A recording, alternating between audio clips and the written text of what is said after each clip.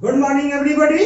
आज हमारे channel ITI fitter M के माध्यम से लेथ मशीन पर उपकरण की सेटिंग बाहरी चूड़ी काटने के लिए, मतलब लेथ मशीन पर जब हम बाहरी चूड़ी मतलब एक्सटर्नल थ्रेड काटते हैं तो किस प्रकार टूल की सेटिंग करते हैं इसके बारे में बताया जाएगा।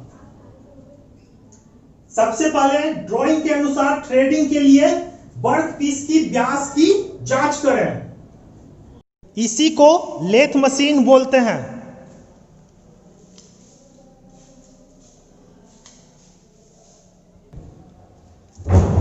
ये जो लेथ मशीन है तो लेथ मशीन पर उपकरण की सेटिंग बाहरी चूड़ी काटने के लिए किस प्रकार करेंगे इस वीडियो के माध्यम से ये बताया जाएगा। जैसे कि यहाँ हम देख रहे हैं यह एक जॉब है और इस जॉब पे क्या बाहरी गुना कटा हुआ है। तो लेथ मशीन पर हम किसी जॉब पर बाहरी गुना माने एक्सटर्नल थ्रेड किस प्रकार काटेंगे तो इसके लिए उपकरण की सेटिंग हम कैसे करेंगे इस वीडियो के माध्यम से ये बताया जाएगा। सबसे पहले जिस जॉब पे हमें एक्सटर्नल थ्रेड काटना है बाहरी चूड़ी, उसे हम लेथ मशीन के फोर्जा चक में बांधे। देखिए यह जॉब क्या हो गया, लेथ मशीन पे हम इसे बांध चुके हैं और फिर दिए गए ड्राइंग के अनुसार थ्रेडिंग के लिए वर्क पीस की व्यास की जांच करें। जैसे यहां हम देख रहे हैं ये हो गया ड्राइंग, मतलब इस पे हमें 25 mm मोटा इसका व्यास पे 8 थ्रेड पर इंच का गुना काटना है। कितना लंबा, 70 mm लंबा। ठीक है, तो यहाँ कितना है 25 mm। तो दिए गए ड्राइंग के अनुसार हम जो यह जॉब है इसका व्यास को चेक करेंगे। तो यहाँ हम देख रहे हैं ये अभी 26 mm है, 26 mm है और हमें कितना mm में बनाना है, 25 mm में। तो इसे अब हम 25 mm में टर्निंग करेंगे।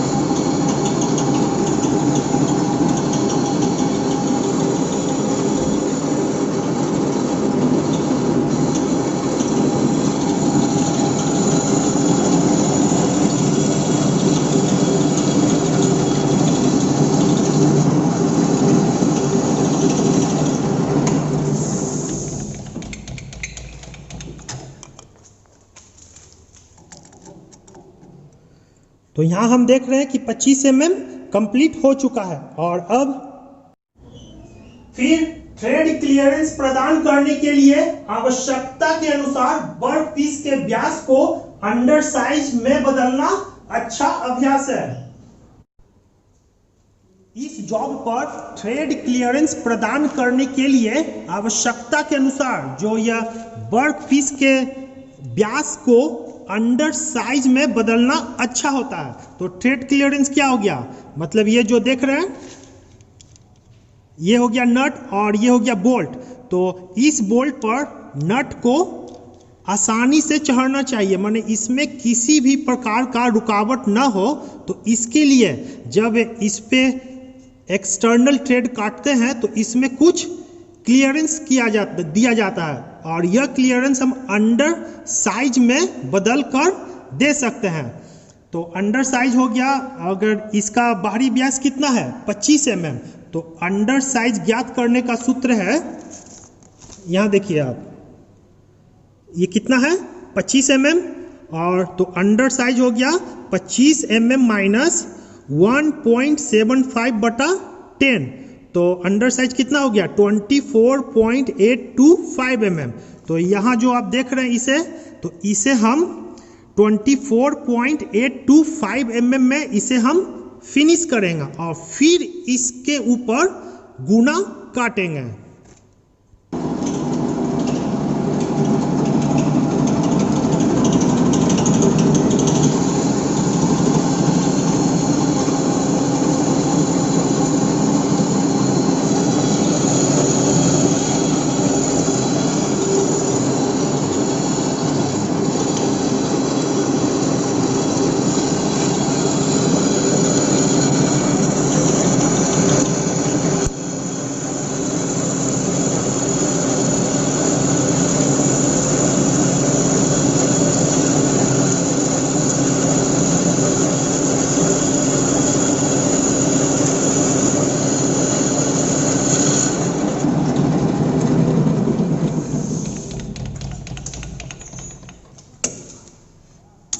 तो यहाँ हम देख रहे हैं कि इसका जो डायमीटर है अंडर साइज में कंप्लीट हो चुका है।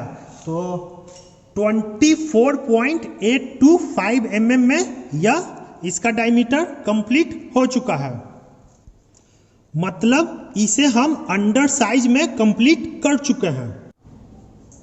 फिर लेथ स्पिंडल स्पीड को टर्निंग स्पीड के लगभग 1/4 पर सेट करें। अब लेथ मशीन का लेथ स्पिंडल स्पीड को टर्निंग स्पीड के लगभग 1/4 पे सेट करें, मतलब जो इसका स्पीड है इसे 1/4 पे सेट करें। सबसे पहले देख ले मेन स्पिंडल स्पीड। तो यहां हम देख रहे हैं कि यह लेथ स्पिंडल स्पीड है और इस स्पीड को हमें 1/4 पे सेट करना है। तो हम इसे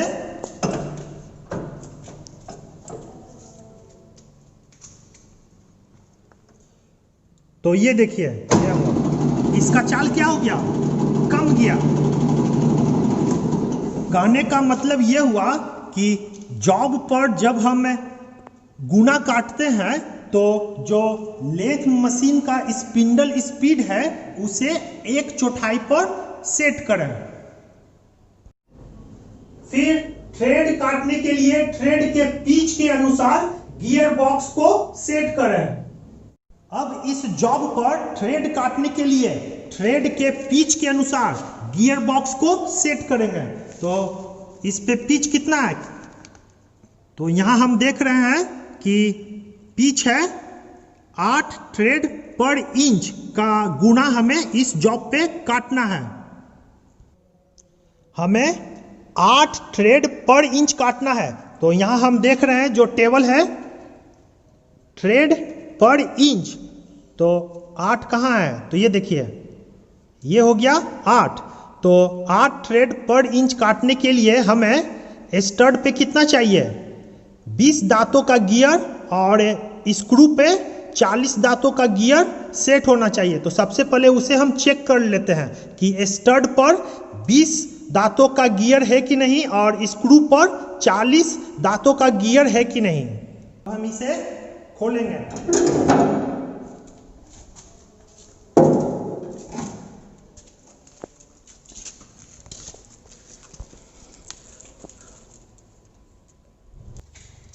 तो यहां हम देख रहे हैं कि स्टड पर 20 दांतों का गियर लगा हुआ है, ठीक है। अगर इसको काउंट करिएगा तो इसमें 20 दांता होगा।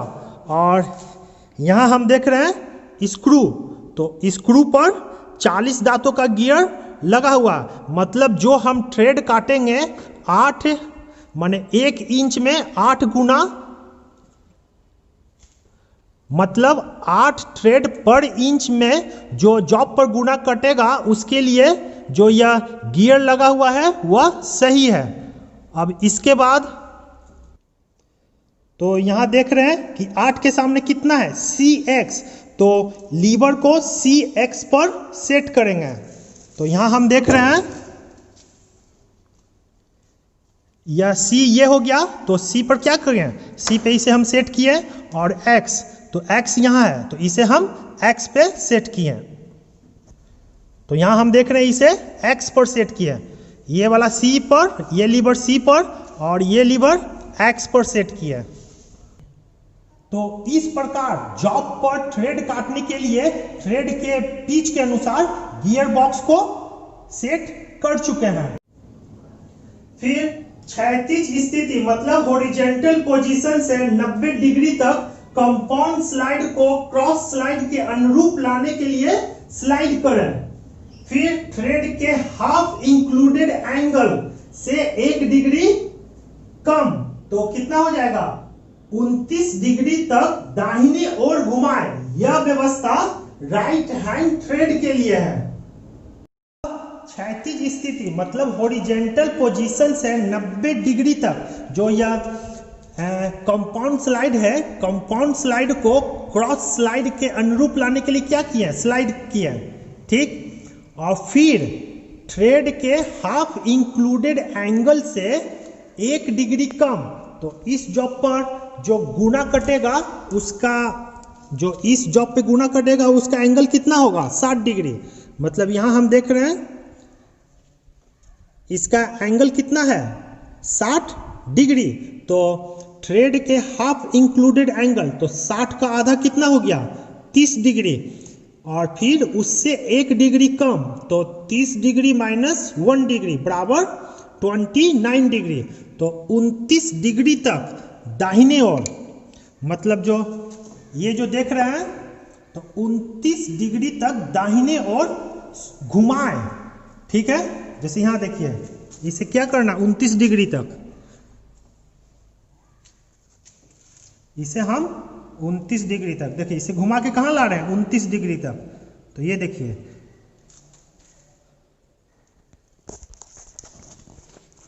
मतलब इसे देखिए, ये जो स्विवल हो रहा है तो इसे कितना घुमाना है, थ्रेड के माने 60 डिग्री का आधा 30 डिग्री और फिर 1 डिग्री माइनस 29 डिग्री, तो 29 डिग्री पे इसे सेट करें।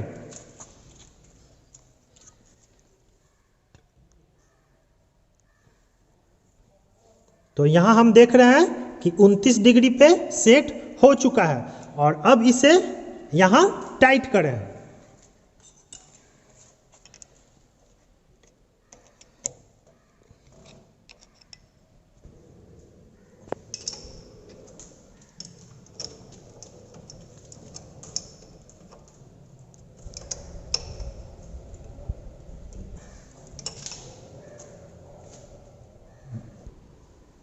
यह व्यवस्था राइट हैंड थ्रेड के लिए, मतलब इसे जो 29 डिग्री में जो सेट किए हैं, तो यह सेटिंग राइट हैंड थ्रेड के लिए है। तो राइट हैंड थ्रेड क्या हो गया, जैसे यहां हम देख रहे हैं, जब नट को बोल्ट के ऊपर घड़ी के सुई के दिशा में घुमाते हैं तो यह क्या होता है, कसाता है, तो इसे हम राइट हैंड थ्रेड बोलते हैं। और जब नट को घड़ी के विपरीत दिशा में घुमाते हैं, घड़ी के विपरीत दिशा में घुमाते हैं, तब वह अगर कसाता है तो उसे लेफ्ट हैंड थ्रेड बोलते हैं। तो यह व्यवस्था राइट हैंड थ्रेड के लिए है। जिस कोण पर कंपाउंड रेट सेट किया जाता है वह टूल के टेलरिंग एज पर एक शेयरिंग एक्शन का निर्माण करके कटिंग टूल के कटिंग एक्शन को प्रभावित करता है। यह एक स्मूथ कट का उत्पादन करता है। तो ट्रेल एंगल कौन हो गया, ये देखिए, यह कटिंग टूल है और कटिंग टूल के जो पीछे वाला एंगल होता है इसे हम ट्रेल एंगल बोलते हैं। तो इसे हम इंड कटिंग एज एंगल भी बोलते हैं। ठीक है, जिस कोण पर कंपाउंड रेस्ट, तो ये जो देख रहे हैं कंपाउंड रेस्ट को कितना पे हम सेट किया है, 29 डिग्री पे। तो जिस कोण पर कंपाउंड रेस्ट सेट किया जाता है वह टूल के टेलरिंग एज 29 डिग्री में सेट होने के कारण जो यह टूल है कटिंग टूल, तो कटिंग टूल का ये देखिए, ये कटिंग टूल है, तो कटिंग टूल का टेलरिंग एज, तो टेलरिंग एज ये हो गया, ये देखिए, इसे हम टेलरिंग एज बोलते हैं और इसे हम इंड कटिंग एंगल भी बोलते हैं। ठीक है, कटिंग टूल का इंड कटिंग एंगल को ट्रेल एंगल मतलब टेलरिंग एज बोलते हैं। तो 29 डिग्री पे सेट होने के कारण टूल के टेलरिंग एज पर एक निश्चित शियरिंग एक्शन मतलब काटने वाला एक्शन, ठीक है, शियरिंग एक्शन का निर्माण करके कटिंग टूल के, जो यह कटिंग टूल है, तो कटिंग टूल के कटिंग एक्शन को क्या करता है, प्रभावित करता है। तो जिस कारण यह एक स्मूथ कट उत्पादन करता है, मतलब जो 29 डिग्री में यह सेट है, तो इस कारण इस पर एक ऐसा एक्शन का निर्माण होता है, शियरिंग एक्शन का, जिस कारण जो इस पे जो हम गुना काटेंगे तो वह एक स्मूथ कट उत्पादन करता है। ये जो कंपाउंड रेस्ट है तो यह कितना पे सेट है, 29 डिग्री पे सेट होने के कारण यह एक शियरिंग एक्शन, तो ये देखिए कंपाउंड रेस्ट क्या हो रहा है, एक शियरिंग एक्शन का निर्माण कर रहा है। देखिए मतलब ये देखिए, और ये क्या है, 29 डिग्री में घूम रहा है, आगे पीछे स्लाइड कर रहा है ये। तो ये क्या कर रहा है, एक शेयरिंग एक्शन मतलब कटिंग एक्शन का निर्माण करता है। तो जिस कारण जो कटिंग टूल इस पे जब गुना काटता है तो एक स्मूथ कट का उत्पादन करता है। फिर टूल पोस्ट में टूल को सेंटर गेज की सहायता से न्यूनतम ओवरहैंग मतलब बाहर की तरफ कम निकालना चाहिए के साथ लेथ एक्सिस से लंबवत सेट करें। इसे हम टूल पोस्ट बोलते हैं। तो ये देख रहे हैं यह टूल पोस्ट है। तो टूल पोस्ट में टूल को कटिंग टूल को ये देखिए क्या है, तो कटिंग टूल है। तो इस कटिंग टूल को टूल पोस्ट में, तो यहां देखिए टूल पोस्ट में जो यह सेंटर गेज है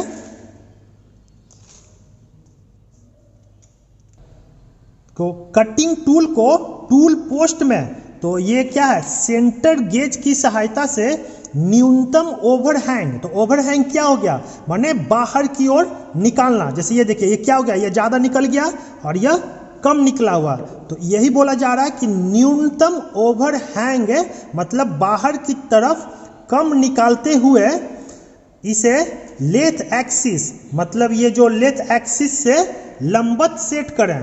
तो इसके लिए क्या करना होगा, जो ये देख रहे हैं सेंटर गेज को यहाँ पे रखें, ठीक, और इसे कम निकालते हुए, तो इतना हम निकाले देखिए, और ये क्या हो गया, लेथ एक्सिस के साथ सेट है।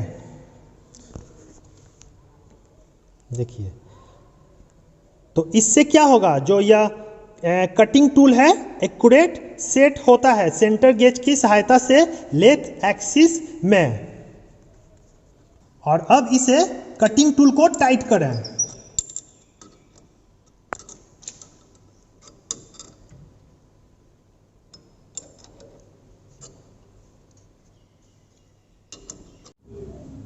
फिर बनाए जाने वाले चूड़ी के लंबाई को कार्यखंड पर मार्क करें, निशान लगाएं। और अब इस जॉब पर चूड़ी बनाने के लिए जॉब में लंबाई को मार्क करें, मतलब बनाए जाने वाले चूड़ी के लंबाई को कार्यखंड पे मार्क करें। मतलब हमें 70 mm में लंबाई में बनाना है, तो 70 mm लंबाई लेकर इस पर क्या करें, निशान लगाएं। फिर काटे जाने वाले थ्रेड के माइनर डायमीटर से थोड़ी अधिक गहराई तक कटिंग टूल के लीडिंग एज से वर्क पीस की एंड को चैम्फर करें। तो क्या बोला जा रहा है, माइनर डायमीटर से थोड़ा कम। तो ये देख रहे हैं गुना कटा हुआ जॉब है और इसमें इसे बोलते हैं माइनर डायमीटर, मतलब जहां तक इसका गहराई है तो इस डिस्टेंस को क्या बोलते हैं, माइनर डायमीटर, और पूरा डायमीटर को बोलते हैं मेजर डायमीटर। तो बोला क्या जा रहा, माइनर डायमीटर से थोड़ी अधिक गहराई तक। तो इसका थोड़ा अधिक गहराई कितना आ जाएगा, ये देखिए ये हो गया हमारा माइनर डायमीटर। तो माइनर डायमीटर से थोड़ा अधिक, तो थोड़ा अधिक हो जाएगा ये।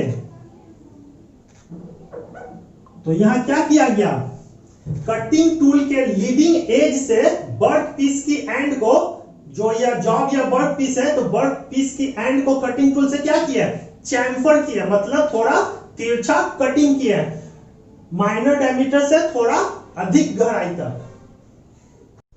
जॉब पर काटे जाने वाले थ्रेड के माइनर डायमीटर से थोड़ा अधिक, तो माइनर डायमीटर क्या हो गया, तो यहां देखें ये काटे जाने वाला थ्रेड है, ठीक है, 25 mm। तो ये जो लाल निशान देख रहे हैं तो इसे हम बोलते हैं माइनर डायमीटर, और ये जो 25 mm इंडिकेट है तो ये हो गया मेजर डायमीटर, ठीक, ये हो गया मेजर डायमीटर और ये हो गया माइनर डायमीटर। तो माइनर डायमीटर से थोड़ी अधिक गहराई तक जो यह इसका कटिंग एज है, ये देखिए कटिंग टूल का जो यह कटिंग टूल के लीडिंग एज, तो ये देखिए ये क्या है, कटिंग टूल के लीडिंग एज से जो यह वर्क पीस है, तो वर्क पीस की एंड को, मतलब इसके इंड किनारा को चैम्फर करें। तो जैसे यहाँ देखिए तो क्या हो रहा, ये कटिंग टूल से ये क्या हो रहा, चैम्फर हो रहा। तो हमें माने चैम्फर मतलब क्या हो गया, इसे तिरछा कटिंग करना, तो हमें कितना करना है, माइनर डायमीटर तक। तो इसके लिए इसे हम करें।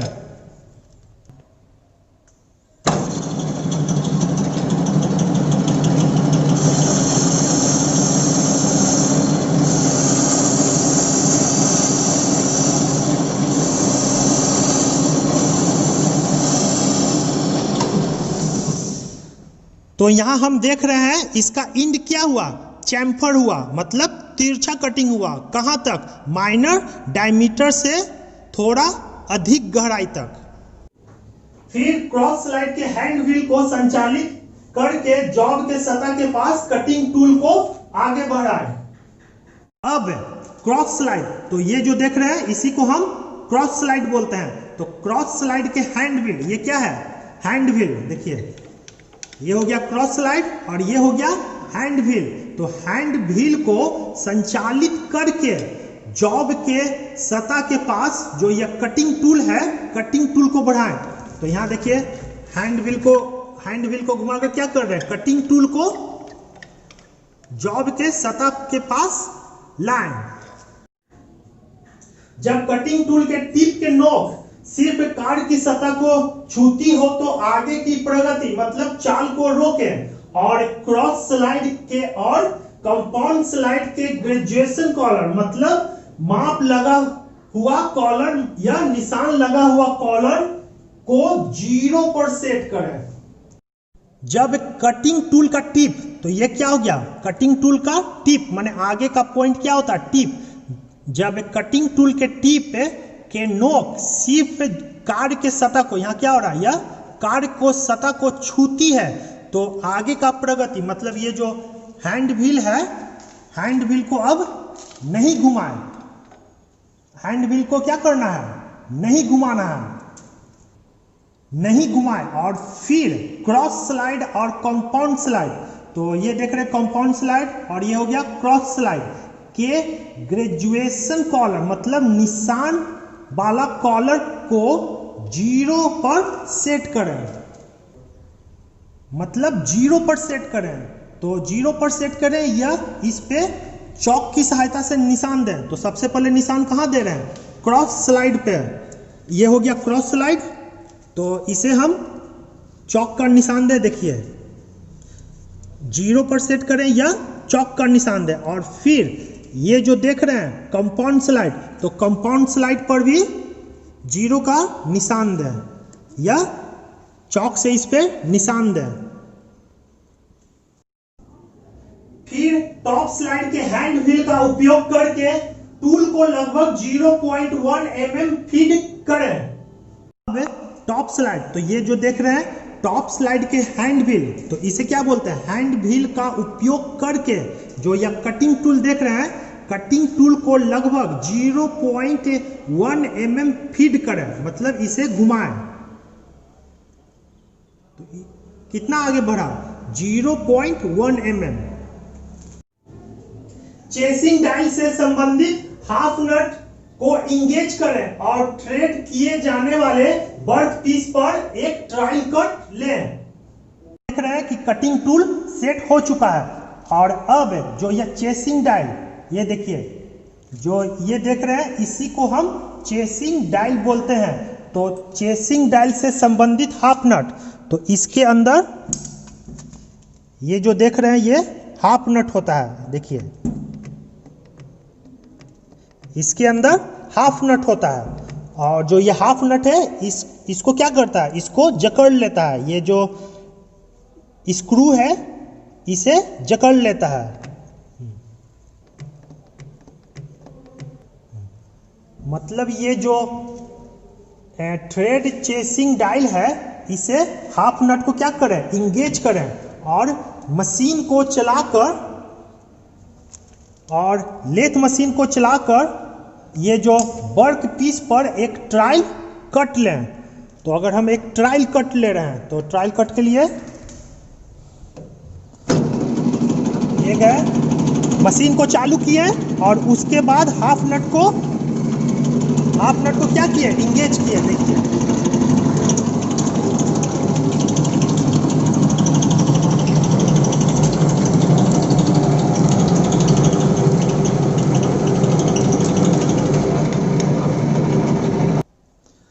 तो यहाँ हम देख रहे हैं कि एक ट्रायल कट हो चुका है और इसे जो यह स्क्रू पिच है, स्क्रू पिच गेज की सहायता से इसे हम चेक करते हैं कि सही है कि नहीं।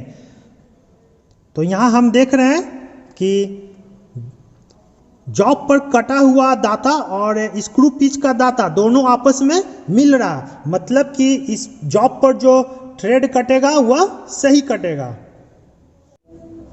ट्रायल कट के अंत में क्रॉस फीड हैंड व्हील को ऑपरेट करके टूल को तुरंत पीछे लें और फिर साथ साथ मशीन को रिवर्स करें।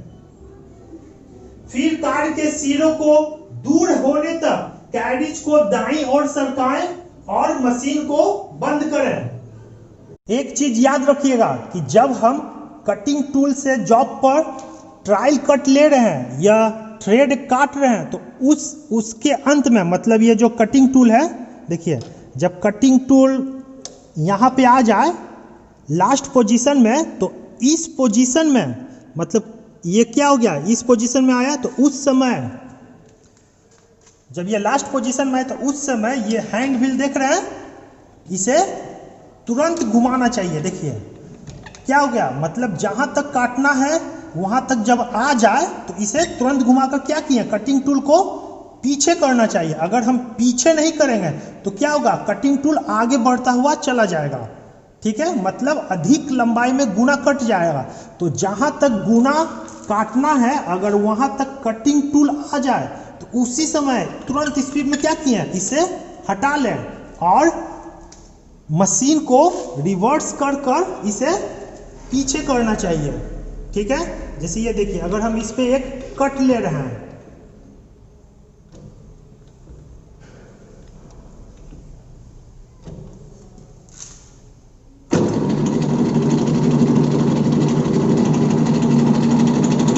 देख रहे हैं कटिंग टूल जहां तक गुना काटना हुआ पे आ रहा है तो इसी समय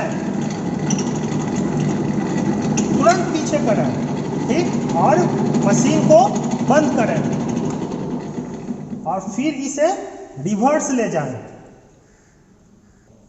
मशीन को बंद कर चुके हैं और फिर कटिंग टूल को रिवर्स लें, तो ये देखिए कटिंग टूल क्या हो रहा है, रिवर्स आ रहा है।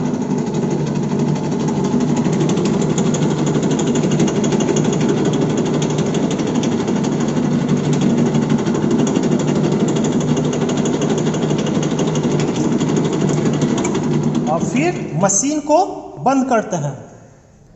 जो यह कार्ड का सिरा है, जॉब का सिरा, तो जॉब के सिरा से कटिंग टूल को माने दूर होने तक कैरिज को दाईं ओर सरकाएं और मशीन बंद करें। मतलब कटिंग टूल कहाँ जा रहा है, कार्ड के सिरा से दूर जाना चाहिए। कार के सुरा से आप फिर मशीन को बंद किए। तो यहाँ आप देख रहे हैं कि कटिंग टूल कार के सिरा, मतलब ये जॉब से क्या हो गया, थोड़ा दूर गया, तो उसी समय अब मशीन को बंद करें। फिर पिच गेज के द्वारा थ्रेड परफॉर्मेंस, मतलब थ्रेड की बनावट का जांच करें। इसे हम स्क्रू थ्रेड पिच गेज बोलते हैं। तो इसकी सहायता से जो इस पे थ्रेड कटा है उसका परफॉर्मेंस की जांच करें। तो यहाँ हम देख रहे हैं कि इस पे जो गुना कटा हुआ है और इसमें जो गुना है दोनों आपस में मैच कर रहा है, मतलब जॉब पे जो गुना कट रहा है वह सही कट रहा है। फिर क्रॉस स्लाइड हैंड व्हील द्वारा शून्य स्थिति तक टूल को आगे बढ़ाएं और फिर टॉप स्लाइड हैंडल द्वारा कट दें। अब ये जो देख रहे हैं क्रॉस स्लाइड का हैंड व्हील, तो क्रॉस स्लाइड के हैंड व्हील द्वारा शून्य स्थिति तक टूल को आगे बढ़ाएं। मतलब जो हम शून्य सेटिंग किए थे, यहाँ देखिए जो शून्य सेटिंग, ये जो निशान दिए थे, तो निशान तक क्या करना है, हमें इसे सेट करना है। देखिए सेट हो चुका है शून्य स्थिति में। और फिर जो यह टॉप स्लाइड है, तो टॉप स्लाइड के हैंडल द्वारा, ये जो हैंडल है हैंडल द्वारा कट दें। तो कट मतलब हो गया इसे हल्का कसें। तो कसने से क्या होगा, कटिंग टूल थोड़ा सा आगे बढ़ेगा और फिर यहाँ पे एक निशान दे दें और फिर मशीन को चालू करें और टूल को थ्रेड काटने दें। अब मशीन को चालू करें और थ्रेड को कटने दें।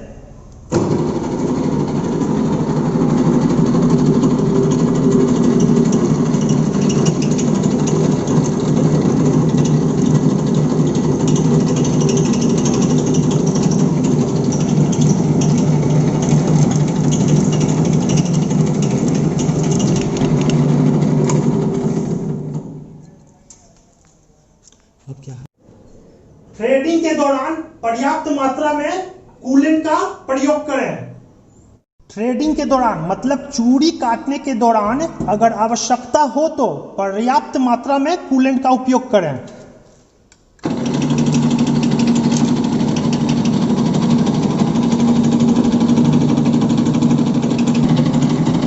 तो यहाँ हम देख रहे हैं कि थ्रेडिंग के दौरान मतलब गुना काटने के दौरान पर्याप्त मात्रा में कूलेंट का उपयोग हो रहा है।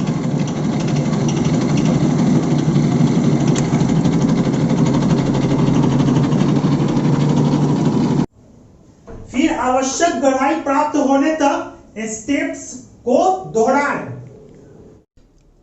आवश्यक गहराई प्राप्त होने तक, तो यहाँ हम जो जॉब में देख रहे हैं कि आवश्यक गहराई प्राप्त नहीं हुआ, तो आवश्यक गहराई प्राप्त होने तक जो गुना काटने का स्टेप है उसे दोहराएं।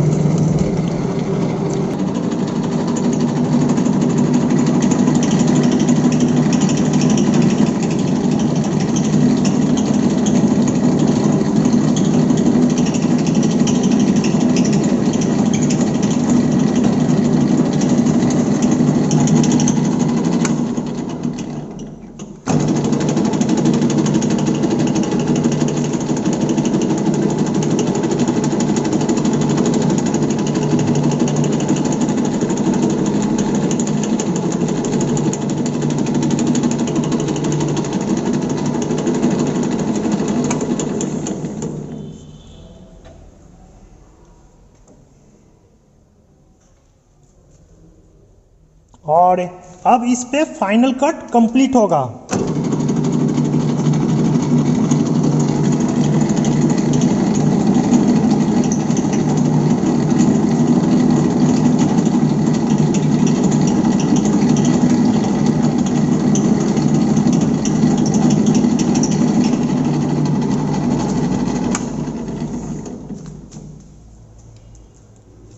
तो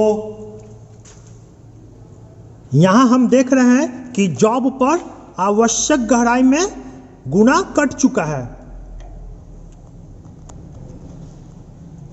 और अब इस पे फाइलिंग कर लें।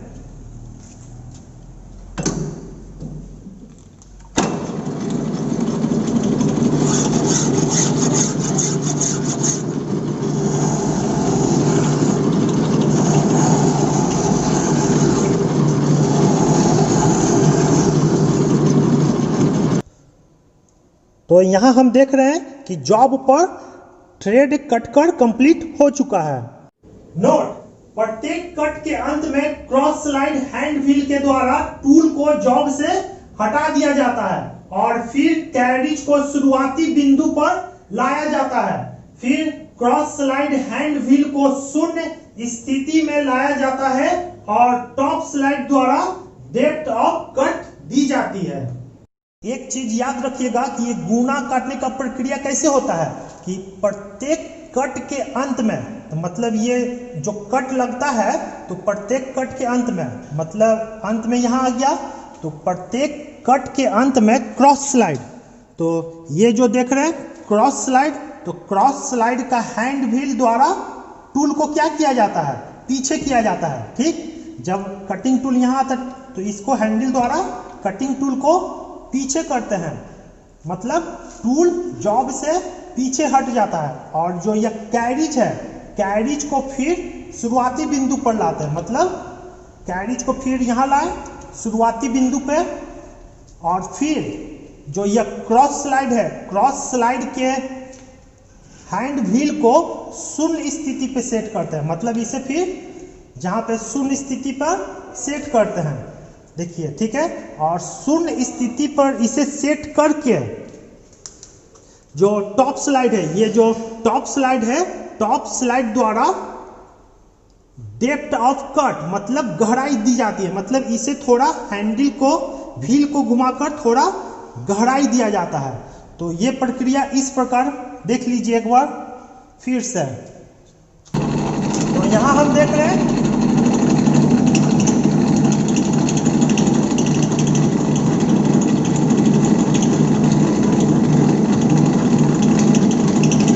क्या हो रहा, कट के अंत में इसको हैंडल को घुमा लें, ठीक, और क्या किया, इसे घुमाकर पीछे कर लिए, कटिंग टूल को जॉब से पीछे कर लिए और फिर जो ये कैरिज है, कैरिज को शुरुआती बिंदु पर लाते हैं। ठीक है, तो इसे हम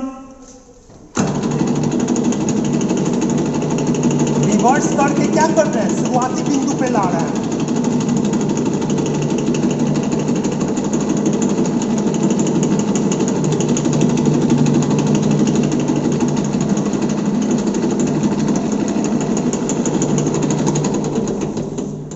कटिंग टूल क्या हो गया, शुरुआती बिंदु पे आ गया और अब इस कटिंग टूल को जो यह हैंडल है क्रॉस स्लाइड का, क्रॉस स्लाइड के हैंडल को घुमाकर शून्य स्थिति पे लाते हैं। देखिए, ये शून्य स्थिति पे ले आते हैं और फिर जो यह टॉप स्लाइड है, तो टॉप स्लाइड को थोड़ा सा आगे बढ़ाते हैं, माने डेप्थ देते हैं और फिर गुना काटने की प्रक्रिया को फिर से दोहराते हैं।